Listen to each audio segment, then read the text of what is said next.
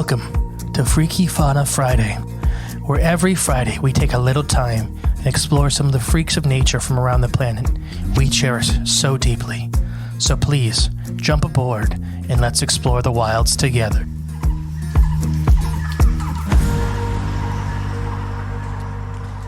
Hey guys. Oh, hey. Welcome back to Freaky Fauna Friday. We're back. I am the great and peaceful Mr. E. And I am... That was a warthog. Yeah. Oh, a relaxing warthog. I am your relaxed and, joyous clone 71J on this special episode of Freaky Fauna Friday. On this episode, we're going to talk about the crackheads of nature. Oh, The Mantis Shrimp. they're crackheads, huh? They are extremely high energy, vicious predators that technically break the laws of physics. I think I'm a Mantis Shrimp. No, you don't break the laws of physics. Break the laws of psychology. Well, you know what? Very different law set. Well, in this realm, sometimes everything you see in front of you is created in your mind. So, in some ways, shape, or form, I am bending reality. I love these guys. So I'm going to read you my little intro. Packing a serious punch, mantis shrimp, or stompapods. Oh. The definition of stompapod is small but terrible. See, I told you. Mm-hmm. It sounds impossible for one to create underwater shock waves with their fist, but mantis shrimp know how to do this all too well. These crustaceans are notorious for dealing the most powerful strike in the entire animal kingdom, as well as sporting a colorful and elegant exterior. These guys are just wicked. If you guys haven't seen a mantis shrimp, we're going to talk about how many species there are because there's tons. Yeah. But they're one of the most colorful species of anything on the planet. It's almost like the, now I'm blanking on the name. The rainbow darter of the shrimp world. Except tenfold. I know way more.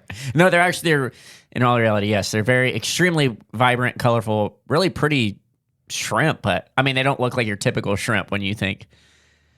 How big are these guys, too? We'll talk about that because there's a big variation. Some are extremely tiny, some are pretty large. Yeah, it's hard to gauge when you see that. I've seen videos of it depends on what species and captivity and stuff like that you see, because we'll talk about it. Mantis shrimp are evolved separately from a class called Mollucrustaceae around 340 million years ago. That's pretty old. Yeah, they're a really old group of crustaceans. They've survived several mass extinctions. And it's probably because they're really hard to eat unless you're a lot bigger than them. And even then, they're still kind of hard to eat. Oh, yeah, and if you don't like, your face getting burnt off by their punches. Well, we'll talk about, these guys are a delicacy in a lot of parts of the world. A lot of people eat a lot of these. You just stab them really fast. Oh, beat them at their game. Yeah, humans have kind of like, all right, we can't just pick it up, so here's a long stick with a point. Yeah, a big fork. Yeah, dead. So, yeah, there are around 451 species of mantis shrimp. That's quite a bit. Mm-hmm. Isn't that crazy? Yeah, it is. So mantis shrimp generally grow around 4 inches for most species. Some of the larger species can get up to almost a foot long. Dang. A lot of the smaller ones are like the size of your pinky. Okay. They're not true shrimp, though. Oh, they're not? Huh. No. They're their own separate group. And why do they call them? Is it just because they look like shrimp? They're a crustacean. Yeah. So, with most crustaceans, they're either like... Are they arthropods? Yes. Okay. So, most crustaceans, when you get common names, they're either called like a lobster, like spiny lobsters, which aren't lobsters. Right. Crab, or shrimp. Yeah, okay. Yeah. So that's kind of the groups you fall into Pretty when you're a much. crustacean, even though there's many, many, many more crustaceans than that. Right. These guys breed up to 20 or 30 times in their life. The largest species ever caught was 18 inches. That's pretty big. Yeah. That one could kill you. Yeah, nice gut punch from that thing. If it hit you in the face or the neck, you'd be dead. That would suck. Yeah, and we'll talk about some of their amazing abilities. So a lot of these species mate for life. Oh, nice. Like they're, what's that called? No. Not that one. Monogamous. Monogamous. Yeah. There you go. Yeah, a lot of these guys are monogamous. That's a lot of cool. species. Not all the species. Specifically, some of the smaller ones aren't, and which makes sense because a lot more stuff is eating them. Well, yeah. so it's hard to keep your mate. But a lot of times, if they do lose a mate, the both parents will take care of the eggs in the nest. Like they make holes in the sand, and they'll both take care of this. And then if a mate doesn't return, the other one will stay with the eggs as long as possible before full starvation, and then it'll try to go out and hunt if the mate doesn't come back. But a lot of times when they come back to the nest, it's raided. Right. So they just move on. Yeah. They will remate, some of them. Some of them won't. It's very odd. And there's not a lot of research into this part of monogamy for crustaceans. So sometimes they go out for cigarettes and a gallon of milk. Well, just it's more never like come a back. fish eats them. Oh, or that. Like more something grabs them. You're just like, you know what? I've been sick of this, watching these eggs, and she has just been nagging me. I'm going to go out and get, a little shot, a little gallon of milk. So these guys, there are two distinct types of mantis shrimp. There's the punchers and there's the grabbers. Oh. So why they get their name mantis shrimp is half of the group Are grabbers. the grabbers. They literally have mantis claws. Oh. And they can actually, some species have a hydraulic piston arm that shoots the spine through other animals. Oh, jeez. So it's like a cartoon character, literally. It's like a wampus cat. Yeah. Like it really is a real life wampus cat where it'll shoot a spine into a fish. Sometimes they grab and hold too. So it's like harpooning? Yes. Okay. And the other one, which I'm going to say for us is more impressive, is the punchers, Oh, yeah. which we will come back to. They should have renamed them Tyson shrimp. Well, I guess that already exists in the grocery store. there you go. These guys have unique vision. Okay. So if anybody's looked at pictures of them, they're incredibly colorful. They actually have 11 cones? Rods and cones. Rods and cones. They have 11 rods and cones. So they can see 11 primary colors and ultraviolet. Which doesn't even, it's hard. My So for brain humans, just hurts thinking about we that. have 3. We can only see 3 primary colors. So every color you see is a combination of those 3 colors. Oh, here's a quiz for you. You got primary colors, then you got secondary colors. Then what's next? Third dairy? Tertiary. Oh, well, that's the turd colors. They're all just brown at that point, aren't they? No, it's still like, it's like your, it's just color Turquoise? wheel. It's the ones in between the secondary colors. So like turquoise? I guess, but I mean, there's a more probably exact name. Oh, You got like your red and your blue makes purple, but then you got between purple. So every color we all see comes from 3 primary colors. Right. These guys have 11 plus ultraviolet. Yeah, that's a lot. So they're seeing 8 other primary colors that we cannot see. I don't even know what that color wheel would even begin to look like. That would be insane. So imagine how pretty they are to each other. Oh, yeah. Imagine the mating displays in their eyesight. Oh, it's crazy. So they actually have one of the most complex eyes of any animal in the animal kingdom. It's kind of weird to think about for crustacean because humans kind of put like arthropods lower than us. Right. These things have evolved outside of physics. So if anything, they're maybe not as intelligent as us. But in other physically more advanced. Yeah, they can punch harder than physics allows, Yeah. which I can't wait. Yeah, let's hold on to that one. They rarely leave their burrows. So this is kind of a misconception. We kind of view them, especially in captivity, as highly aggressive carnivores and predators. Yeah.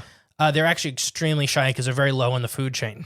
Are these the videos you see like people have in their fish tank and they'll drop a fish in there with And it? just murders it. It just sees I think they're the grabbers, I guess. There's both. I've seen both punchers and grabbers in Gotcha. captivity. Yeah. And we'll talk I've about seen them the in puncher. We'll talk about them in captivity because they're extremely hard to keep. Oh, really? Well, first off, most of the punchers can break through the glass at any second. Second off, they stress out extremely easy. Oh, gotcha. So they're extremely hard to keep. So they're like greenside darters. Yeah. Remember when You did. when I put some of them in my tank? Yeah, they got stressed immediately. These guys do engage in ritualistic fighting. So there's a little bit with it with mating and picking mates. There's some with territory, and there's some that seem to just fight to fight. It's like sumo wrestling. It kind of is. They entertain their. And most of the time, the loser just leaves. It's not to the death or anything like that. It's a very unique for, especially crustaceans. Oh, yeah. See, and yeah, they say they're not as advanced as we think. I mean, they understand that aspect of it. So their claws match their diet also. Whether they're punchers or grabbers. The punchers are mostly eating hard-bodied animals. Yep. like hard-bodied crabs, and clams, mussels, that kind of stuff. lobsters. I mean, lobsters. small lobsters. I Yeah. mean, they're not going to win against an 18-pound lobster when they're 4 inches long. They're going to make it mad. And then the grabbers are more, going towards fish and swimming in active prey. Gotcha. Does that make sense? Yeah. Oh, yeah. Like I said, it's extremely difficult to keep them as pets because they consume so much food. They're extremely shy. They like to live, like I said, they rarely leave their burrows. So the big problem is a lot of people miskeep them because they want to see their extremely pretty crustacean. So when they're out in the open, Yeah. they're stressed out. Yeah. Yeah. So they make these tanks where they can, even if they're in their hole, they can still be viewed. Yeah. And it really bothers these guys. Gotcha. So this is a big problem in fish keeping in general. I have upside down catfish we never see, and that's Right, just how yeah. it is. I give them spots that I'll never see, like the bumblebee catfish When they're feeding. feeding. That's it. They'll But zoom out and they're right people back in. will make stuff for those animals where they can't hide, and it stresses them out. Yeah. So that's kind of the big problem with them. But yeah, and then they eat constantly. Like they're constantly hunting and constantly going for food. Well, it makes sense if they're putting that much energy to catch it. By the time they eat it, they're probably already hungry again. So mantis shrimp consume so much. They're actually consumed in many countries as a delicacy, like we've already talked about.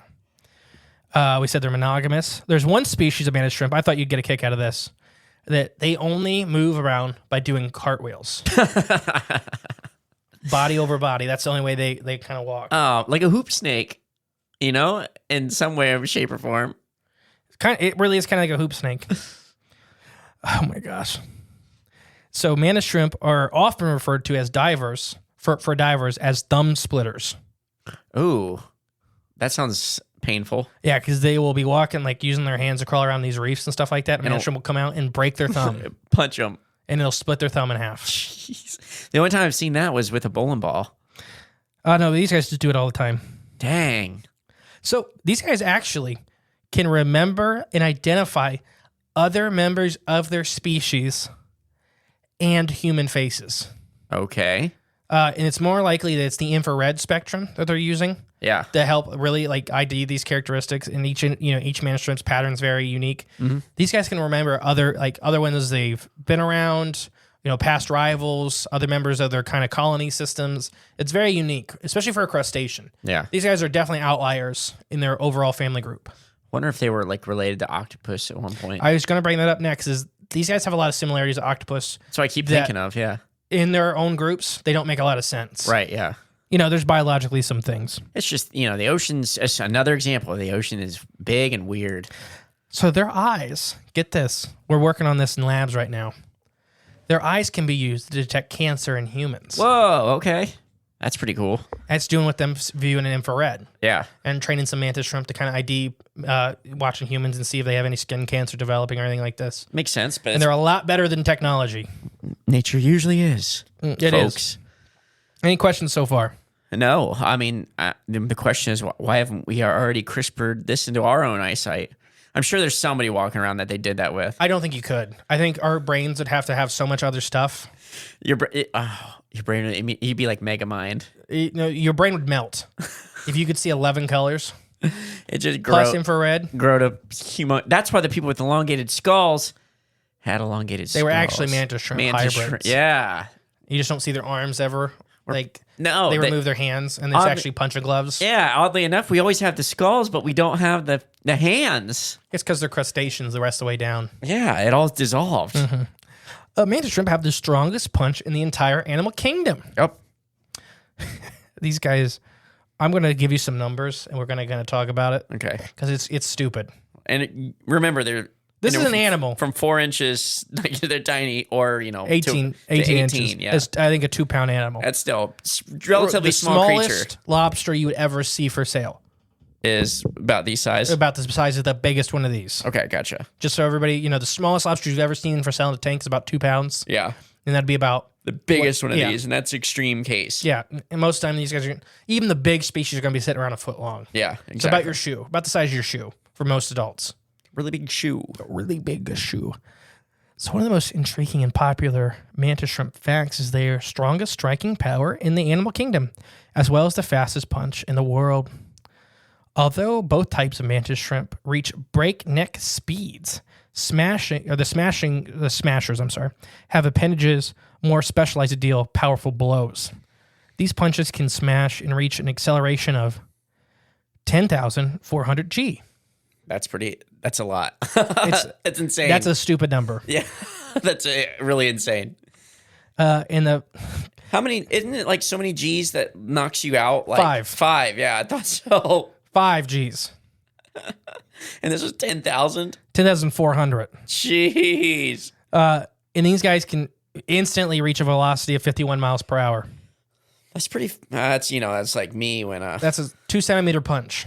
Dang. It's like 51 miles per hour, and it's moving so fast. We'll talk about it. Like Kill Bill 1-inch punch. So that's around 50 times faster than the human eye can blink. Oh, dang. How are they doing this? Despite their small size, these quick punches have forces of 1,500 newtons. I don't know. I don't understand. Why don't you look up real quick on your phone how many newtons it takes to kill a person? Okay. Newtons, like Fig? Yeah. Okay.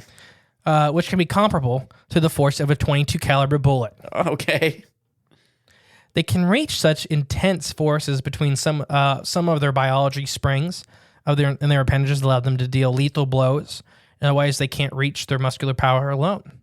These specialized appendages allow smashers to easily break into the shells of their hard-bodied prey. Dang. So there's a couple physicists that now have kind of maybe figured out how these guys do this. Okay. And I don't know if I fully agree with them. First off, I think that these animals bother physicists extremely. Yeah. Because for decades, these guys break the laws of physics. There is no way, shape, or how that they can punch this hard. They probably didn't even understand like what was even happening. Until the slow-mo camera was invented, yeah, we didn't know. So these guys, when these smashers are hitting something, they're creating an implosion that then explodes. And the implosion literally boils a pocket of water into air. 1,600 degrees Fahrenheit instantly. It's insane. It's the same. I believe you can melt. Is it steel at 1,500 degrees? I think so. I think it's steel. You can melt at 1,500 degrees. These guys punch hard enough. So first, the implosion, and it's a hard thing to explain. It's an internal shock wave. Right. And it's hard for humans to understand. And and then instantly it hits so hard, it creates an explosion. Yeah. Which is that little gas bubble you see. It cooks the water and makes a gas bubble. Which is insane. What was the newtons again? He said how many newtons? Yeah. How much was it again? 1,500. 15. Oh, okay. How much it take? 1,500 newtons. Oh, okay. Well, it says 3,000 newtons per square centimeters can break a bone. So that's per square centimeter. We're talking about. So this is the same force as a .22 caliber bullet, which is insane. That's insane because a .22 caliber will get to kill you with its shape. It can pretty much go through anything. I was wrong on the temperature. Oh well, yeah. I was very wrong on the temperature. That's my dyslexia coming through. What is it? It's 20,000 Kelvin. That's more though than what you said. To be fair, it's the same temperature as the surface of the sun. Now, is it really 20,000? 20,000 Kelvin. Okay, I was wondering. Not 1,500 Fahrenheit. I'm sorry. I think that's the aftermath temperature of some of the shells they were recording. Because it's like a flashpoint. So obviously all that heat doesn't stay around. Gotcha. 20,000 Kelvin. Which equal? Oh my gosh! Which is what? Let me guess. Fahrenheit. Yeah. 60,000.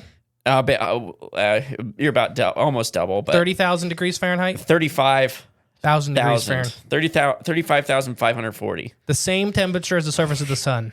Woo! So these guys punch so hard. Not only does it create an implosion and an explosion, it creates the same temperatures for. We're talking milliseconds. Right. The same temperature as the surface of the sun. And I believe my 1,500 degrees came from some of the shells that were immediately temperatured after. Oh, okay, gotcha. Because obviously all that heat doesn't stay around very long. It couldn't because it killed the shrimp too. Exactly, yeah. Man, they could use that they could use Mantis Shrimp to power things, I believe. So they actually use they're punchers, they harvest them, and they use them in some technologies because they're indestructible. What do they use them for? I'm getting there.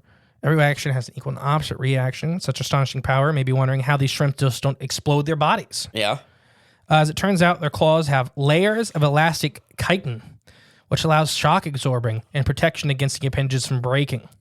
So these are one of the most incredibly strong and elastic. I never heard of elastic chitin. So they're very unique. They're remaking the chemical structure of these guys in car frames, aircraft panels, and body armors. Makes sense. I wonder if that's the secret behind the tanks they make for the army. It could be. It's all mantis shrimps. It's actually saltwater and live mantis shrimps. All in the built into the shell, whatever, the hull. I don't know. Any questions so far? No, they're a lot more crazy than I thought. So like I said, these guys, their unique vision helps them extremely in the wild, where they can pick up colors that most other animals can't see. So it's very hard to sneak up on them. We need to use them. And they have almost 360 degrees of vision. Oh, that's awesome. If you look at where their eyes are the highest point of their body, they can turn them. Like periscopes. It's very hard to sneak up on a mantis shrimp. We need them to find the atmospheric creatures flying above our heads. That's what we need to do. They probably see them all the time. We got to tap into mantis shrimp brain and eyes and put it on like his TV screen. There we go. That would be sweet. So their eyes are useful in detecting cancer. Because they're highly developed eyes, mantis shrimp can detect polarizing light. Scientists are attempting to replicate their complex vision to make cameras detect cancer cells. The result of this is because some polarizing light reflects directly between healthy and cancerous tissues. So this polarizing light will bounce off of cancerous cells. So it's basically, it's like glows. highlighting it. Yeah. It glows to these guys. That's crazy. What do they do? Give them a little treat if they see it? No, they're removing their eyes and plugging them into cameras. No, they're not. Yeah, I'm not joking. Oh, so that technology does exist. They're working on making it functional right now. Do you understand what that's going to mean for the whole field of the paranormal? We're not going to be able to afford this. They're removing the eyes off of a living creature and plugging it into a computer system to detect cancer. I think we could do that in the backyard if we really focused our mind on it. I got some wire. We can make it work. Many countries consume mantis shrimp for food, like I said earlier. A lot of these guys are completely disappearing, like extirpated from areas. Oh, no. Because everybody's eating them. It's not the word. I hate hearing that word. Yeah, well, I'm going to be real frank. It's mostly Asian countries and the Spanish. Oh, they like the mantis shrimp, huh? They eat a lot of seafood. Yeah, true. The Spanish are responsible for extinction of several species as well, not just Asian cultures. Yeah. The Spanish eat a lot, specifically cephalopods. Well, they're on the coast. So the Italians. That's an inland coast. It's still a sea. It's not the ocean and a sea. Spain has both. So little is known about their guys' behavior in the wild. Almost nothing. Most species of mantis shrimp are quite common and generally not close to threat of extinction. However, it is difficult to monitor these guys because their behaviors in the wild, they mostly live in their burrows underground and rarely leave unless threatened. So we're thinking most of these guys are okay, even though they're extirpated from some areas. Yeah. They just either get all eaten or they leave. Right. They're somewhere else now. Yeah. But we don't really know.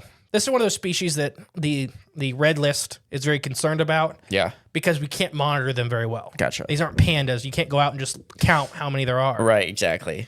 And, the ocean's just so huge, too. It's hard. You're not going to put trackers on these little shrimp. And I haven't pronounced a single scientific name yet, so I'm going to give you guys one. Oh, here. This is the somersaulting species. They only travel by somersault. Which is awesome. That's a big... That's like big energy. Is that that's the scientific name? No. Oh, okay. Nanoscacila decacompacidae. Oh, that one. I think I got the Nanoscacila. I think I got that one right. And decacompacidae. Anyways, yeah, they're extremely flexible mantis shrimp that rolls. That sounds awesome. That's some big energy right there. Yeah. When you're pretty confident enough, you're roll in. This mantis shrimp is rolling. They think they do this to keep their pincers, their punching claws, available at all times for defense. So they just unroll and then wha-pa-pa. Well, so they don't have to flip on their backs and fight. Right, yeah. They're already rolling, so they're really hard to grab and not get hit. And then something grabs on, they just Humans are really good at hunting these guys because we can stand over top and just spear them. Stab them, yeah. For fish, they're kind of difficult unless they're really big fish and they don't really care. Gotcha, yeah. Because there's some fish like sheephead, which are a saltwater fish, not the freshwater one. Yeah. They're pretty much their whole mouth in stomach and everything's just teeth. So when they start getting punched, they really don't care because they grow back. They just grow their teeth back. It's nothing tissues. Right. So that's the mantis shrimp. Do you have any questions, comments? Oh, no questions. This was a lot more to these little guys than I even imagined before. I just knew they look cool and they could punch hard, but now like a lot more than I was expecting. Yeah, I had to do a non-sad one after last week with the pangolin. Yeah. Because Emily suggested some really good species for this week. Yeah. But they were all going to be sad. No more sad for So a bit. I was like, that's what I told her. I'm like, we got to have a week off. Yeah. We need to end this Friday, on a positive note. And speaking of positive, take it away, Mr. E. Why do I have to do it? Because I said it out loud. Now you have to. Oh, okay. Winter's coming. Michigan, so we just locked up our cabin this past weekend when we were recording this, and it snowed the next day at our cabin. Perfect timing. Yeah, no, literally, we almost lost the water pump a fourth year in a row. That would have sucked. Mm-hmm. We literally have made it like not on time 4 years in a row. Yeah. Or 3 years in a row.